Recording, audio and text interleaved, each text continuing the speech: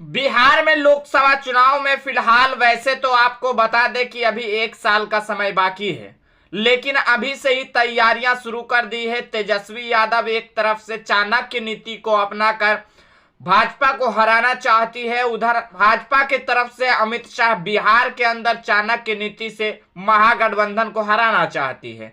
अभी मौजूदा समय में आपको बता दें कि एक तरफ से सातों दल का महारैली हुआ था और महागठबंधन ने यह दिखा दिया था भाजपा को कि महागठबंधन अभी जो है कि एक है। महागठबंधन बिल्कुल मजबूती तरीके से बिहार के अंदर आने वाले 2024 का लोकसभा चुनाव में लड़ने जा रही है और इसी से कहीं ना कहीं भाजपा के अंदर एक डर सा हो गया है। आपको बता दें कि भाजपा यह सोच रही है कि बिहार के अंदर हमें अकेले ही लड़ना पड़ेगा और भाजपा के लिए सबसे कठिन चुनाव बिहार रहने वाला है। यह भाजपा अच्छी तरीके से जान रही है और इसीलिए भाजपा बिहार के अंदर महागठबंधन को तोड़ना चाहती है। और इसलिए तोड़ना चाहती है क्योंकि जब महागठबंधन टूटेगी तब भाजपा मजबूत होगी और जब भाजपा मजबूत होगी तो जानिए कि रिजल्ट भी बढ़िया होगा। और इसीलिए भाजपा बिहार में पूरी दमखम के साथ महागठबंधन को तोड़ना चाहती है।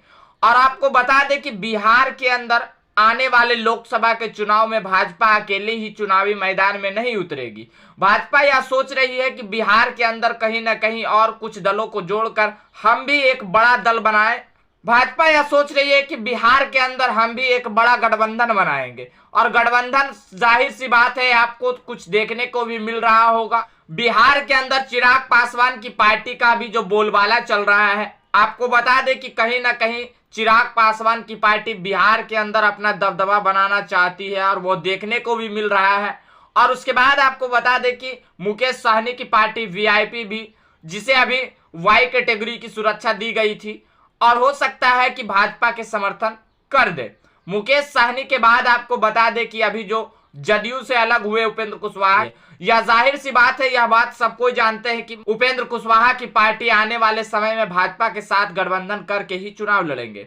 और आपको बता दें कि इसीलिए भाजपा बिहार के अंदर एक अपनी पैठ बनाना चाहती है, एक अपनी मजबूती पकड़ बनाना चाहती है और महागठबंधन से फूट होकर जितने भी दल अलग हुए हैं वे भाजपा गठबंधन के साथ जाएंगे, यह बात जाहिर सी है। और आपको बता दें कि कुछ दिन पहले ही नीतीश कुमार ने एक रैली में कहा था कि अब भाजपा की नजर हमारे सहयोगी पार्टी यानी कि जीतन राम मांझी की पार्टी पर है और उन्होंने यह साफ कर दिया था कि जीतन राम मांझी जी आप घबराइए नहीं, आपकी जितनी भी मांगे हैं वो सब पूरी कर दी जाएगी।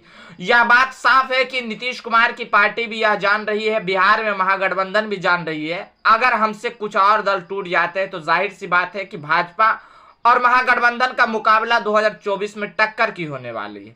और अब आपको बता दें कि भाजपा बिहार के अंदर अगर पिछले बार के चुनाव की अगर हम बात कर ले 2019 की लोकसभा चुनाव की, तो 2019 के लोकसभा के चुनाव में भाजपा एनडीए गठबंधन के साथ चुनाव लड़े थे। एनडीए गठबंधन के साथ नीतीश कुमार की पार्टी भी थी और उसके बाद आपको क्या हुआ वो तो मालूम है कि नीतीश कुमार की पार्टी ने भाजपा का साथ छोड़कर महागठबंधन के साथ आ गई। महागठबंधन के साथ आने के बाद आपको बता दें कि कहीं ना कहीं भाजपा सोच रही है कि मुझे सबसे कठिन चुनाव अगर कहीं लड़ना है तो वो बिहार के अंदर है, क्योंकि बिहार के अंदर महागठबंधन भाजपा को चुनौती दे रही है और चुनौती देने के बाद भाजपा कहीं ना कहीं सोच रही है कि अगर हम बिहार से पिछड़ जाते हैं तो कुछ सीटें भाजपा के लिए कम जाएगी और कम होने के बाद कहीं ना कहीं सरकार बनाने में असमर्थ हो जाए और इसीलिए बिहार के अंदर भाजपा जमीनी स्तर से तैयारी कर रही है। बिहार के अंदर भाजपा यह सोच रही है कि किसी ना किसी तरीके से महागठबंधन को मुझे आने वाले 2024 के लोकसभा चुनाव में हराना है और इसीलिए धीरे धीरे करके कई नेताओं को तोड़ने में सक्षम भी हो रहे। पहले तो आरसीपी सिंह को तोड़ा, उसके बाद में आपको बता दें कि जदयू के कद्दावर नेता रहे उपेंद्र कुशवाहा को भी तोड़ लिया। उसके बाद आपको बता दें कि अब भाजपा की नजर हम पार्टी के मुखिया जीतन राम मांझी पर है और उसके बाद अगर जीतन राम मांझी की पार्टी को तोड़ने में कामयाब रहते हैं तो कहीं ना कहीं भाजपा बिहार के अंदर भी कामयाब रहेगी। अब हम बात करेंगे कि बिहार में आखिर भाजपा कितने सीटों पर चुनाव लड़ सकती है और बिहार में भाजपा की क्या रणनीति होने वाली है आने वाला लोकसभा के चुनाव में।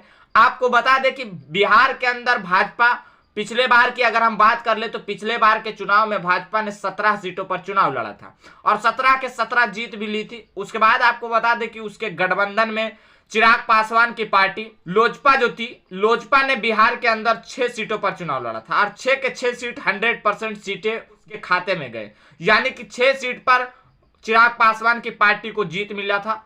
और उसके बाद आपको बता दें कि फिर उसके बाद क्या हुआ कि चिराग पासवान की पार्टी 2 गुटों में बंट गया।